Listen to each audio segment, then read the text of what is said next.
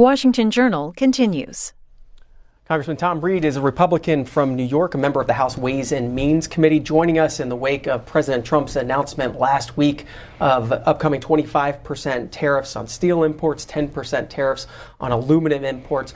Are you one of those members of Congress who's backing the president on this one? You know, John, I do support what the president's moving forward with here. At the end of the day, we cannot continue the status quo trade policy across the country. And, you know, I'm a free trader. I believe in open trade. I believe in fair, enforceable trade. And what the president's doing with this imposition of a potential tariff is sending the message that a new trade policy is going to be engaged in here. And we're going to put America's interests first. Define trade war, and are you worried about that? Of course, you always have to be worried about trade war. But I think what's going to happen here as we go through this process is we're going to see that this will have the effect that I think it will have. It will send to our trading partners and the countries around the world that America is going to do trade differently. And we're willing to trade with anyone, so long as they're willing to respect the rules of the road and that they'll be held accountable for any violations they engage in. A lot of pushback from Republicans on Capitol Hill to the president's actions on these tariffs. We mentioned your Ways and Means Committee work. The Washington Post reporting that members of the House Ways and Means Committee circulated a letter urging the president to narrow the tariffs focus while high-ranking Senate Republicans are voicing their own opposition. They quote Senator Orrin Hatch, chairman of the Senate Finance Committee, predicting that the president will ultimately reverse course on this legislation. I assume you weren't on that letter? I was not. I declined to sign that letter, but I understand the concern that's being raised. And I know the president, having been with him last week and campaigned with him across the country, he understands that a protracted trade war is in nobody's interest. But that's nobody's interest. That's both our trading partners and us. And I think at the end of the day, what you'll see is good, strong policy where we'll negotiate through these potential concerns. What were you talking about the president with last week? It was actual trade. We were talking about exactly these issues as well as our overall trade agenda going forward. And what I like hearing out of the White House is leadership on the point of we're willing to enter into trade agreements, but we're going to negotiate for the American people and American interests just as vigorously as our trading partners do. Did you know that these tariffs were coming? Because there's been reports that this was somewhat of a surprise. There's been a lot of background information, a lot of noise, if you would, nothing concrete. So there were indications that this was coming, and we've expressed our concern to the president directly, my concern directly to the White House. But at the end of the day, I understand what the president's trying to do, and I'm supportive of it.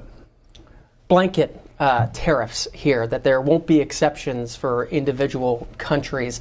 There's been some concern about that. Explain why blanket tariffs are needed on steel and aluminum imports. Well, when you look at the steel industry in particular, and you look at the history, and you look at what our trading partners have been doing in regards to their dumping activities and things like China dumping their product onto the American market, that has decimated the U.S. steel industry, in my opinion, as well as the aluminum market. And what we need to do is recognize that these have consequences, these decisions we've made for decades.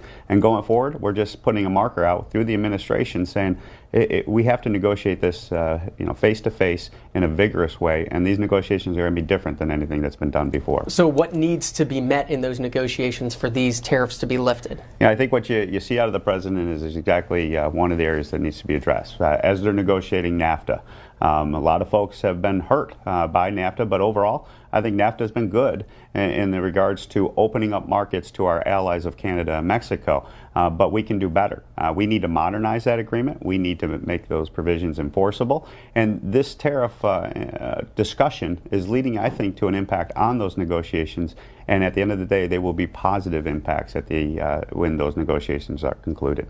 Do you think we should make it clear in those negotiations that we don't want to leave NAFTA? You said it's been a good thing overall. Yeah, I do believe, and that's where meeting with our trade ambassador, I think all indications to our trading partners in Canada and Mexico with the NAFTA negotiations is we want to be part of this. We want to be part of being a group that is working together with common interests, but recognizing that our interests are just as important as Canadian and Mexico interests, and having enforceable provisions to make a fair, even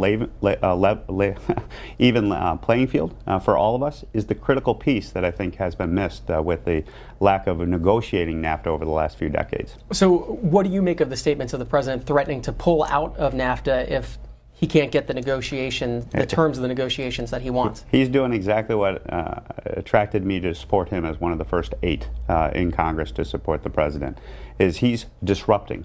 He's disrupting the way that policy has been enacted for decades. And I know that causes a lot of anxiety and fear. I understand that. But we cannot continue the status quo.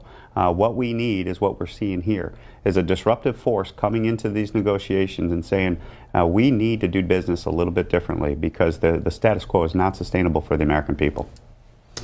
We're joined by Congressman Reed of New York. Until about 10 o'clock, the House is going to gavel in. We'll be going to the House, of course, when they do gavel in, but